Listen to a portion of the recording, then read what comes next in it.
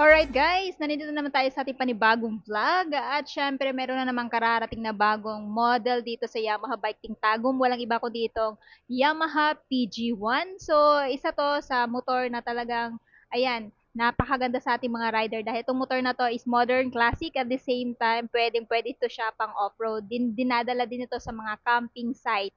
So eto po guys is yung pinakamatipid din sa gasolina dito sa mga motor ni Yamaha kasi yung engine niya is yung kay Yamaha side. So, in this video, pag-uusapan natin yung cash, down payment installment, maging yung specs at features at alamin na din natin guys kung may nabago ba sa mga feature niya. Kaya naman tara, samahan nyo ikutan tong motor na to. Let's go! Ito nga yung pinakabagong labas ni Yamaha guys pagdating kay PG1. So, this one guys is 2026 model. Pero before muna natin ikutan to, of course, dito na muna tayo sa kanyang specs and feature. Of course, this PG1 guys still powered by, ayan, 114cc, ayan, air-cooled, 4-stroke, single overhead cam, 2 valve at single cylinder. Tapos ito ay merong compression ratio na 9.3:1 at may lakas na 6.6 kilowatts at 7,000 RPM and max torque of 9.5 Nm at 5,500 RPM. And then pagdating naman guys sa kanyang seat height, may mababa tong seat height na 795 mm at ground clearance na ayan, 190 mm.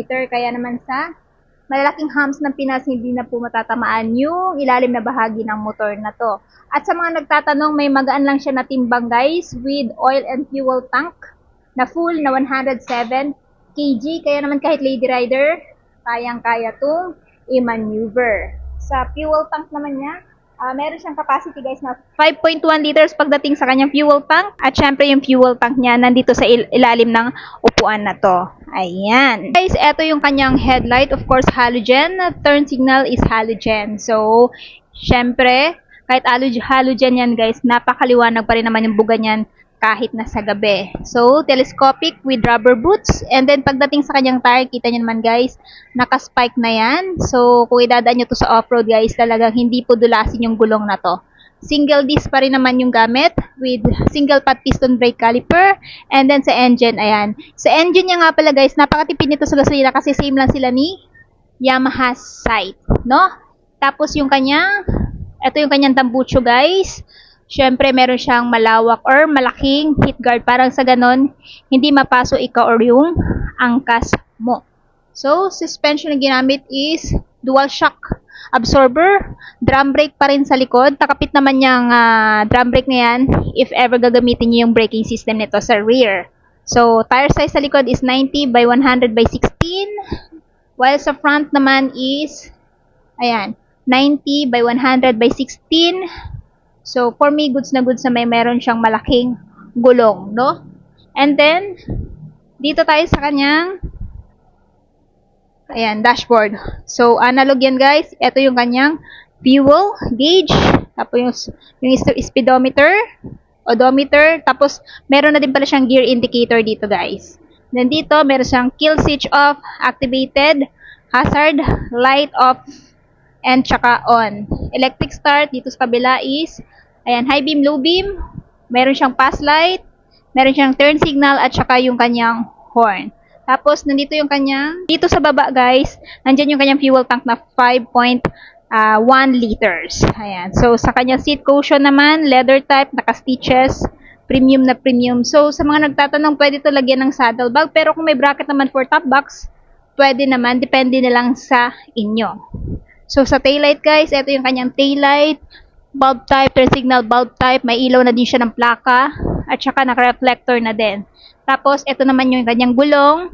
Yung kanyang chain, of course. chain cover. Ito pala yung bukasan ng seat, guys. Sa decals, minimal lang. Yan lang naman yung decals niya. Syempre yung kanyang, ayan, brand na Yamaha. So, meron siyang, ayan. So, this one, guys, is, naka-auto clutch. So, automatic siya. Pero meron siyang cambio up to 4 speed. Tapos, ito naman yung kanyang, ayan, engine dito. Cool. So, kita nyo naman guys, napaka-angas talaga ng forma ng PG1 na to. Maski yung kanyang color, na para siyang powder blue, nag-complement din kasi sa overall looks niya.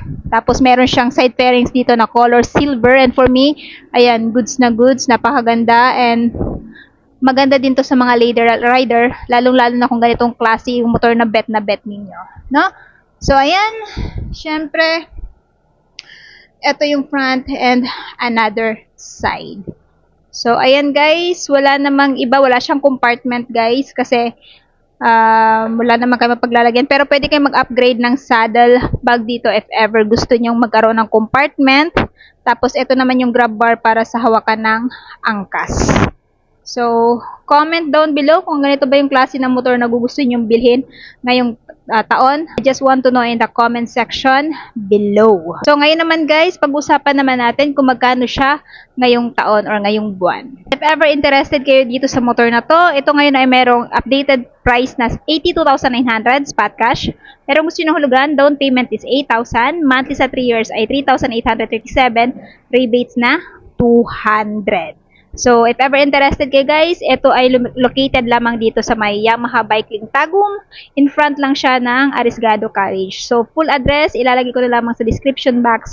Maging yung, ayan, cellphone number para mas makapag-inquire kayo regarding sa motor na to. So, ayan na guys, tapos na nga natin ikutan si Yamaha PG1.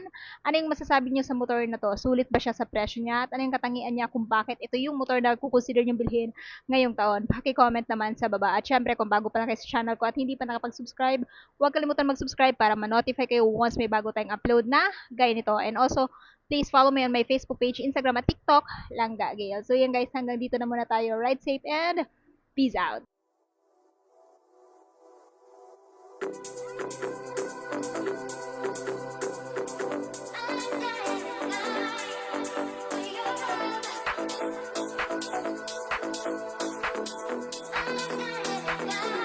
I'm